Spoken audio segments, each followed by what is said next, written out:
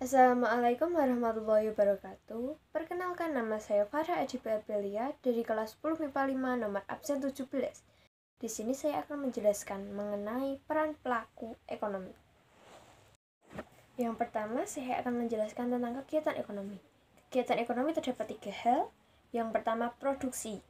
Produksi adalah tindakan untuk menciptakan barang baru untuk memenuhi kebutuhan sehari-hari, yaitu yang utama untuk manusia.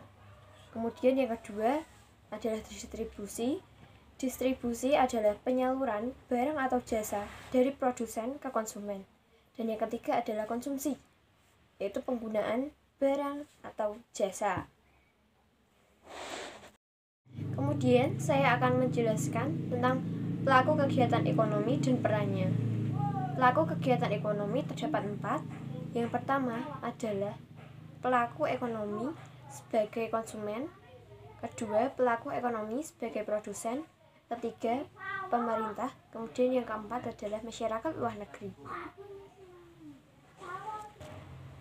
Peran pelaku ekonomi itu dapat diartikan sebagai individu-individu atau lembaga-lembaga yang melakukan proses atau kegiatan ekonomi. Mereka sama-sama terlibat dalam proses kegiatan ekonomi.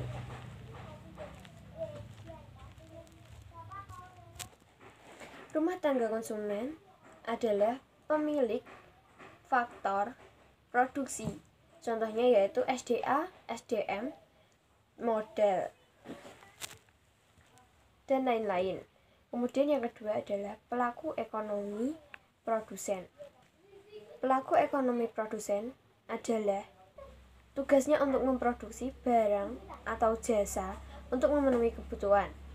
Contohnya yaitu firma, koperasi, CV, dan PT. Lalu yang ketiga adalah pemerintah. Rumah tangga pemerintah adalah semua lembaga atau badan pemerintah yang mengatur ekonomi.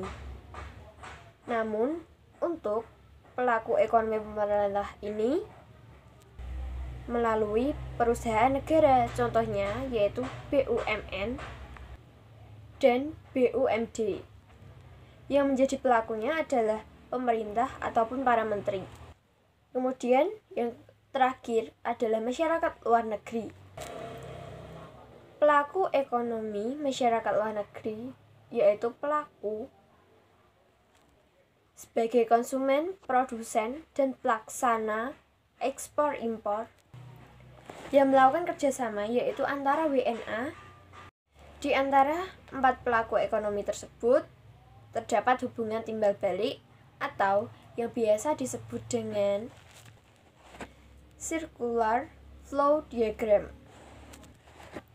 Circular flow diagram adalah hubungan timbal balik konsumen dan produsen yang menunjukkan arus melingkar atau interaksi antar pelaku ekonomi.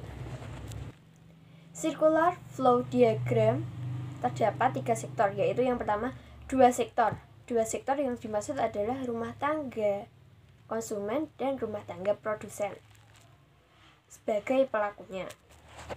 2 sektor ini berfungsi untuk yang pertama adalah menjual faktor produksi, yang kedua memberikan pendapatan sebagai tanda jasa atau balas jasa, yang ketiga adalah pengeluaran konsumen untuk pembelian barang atau jasa, dan yang terakhir adalah menjual barang atau jasa.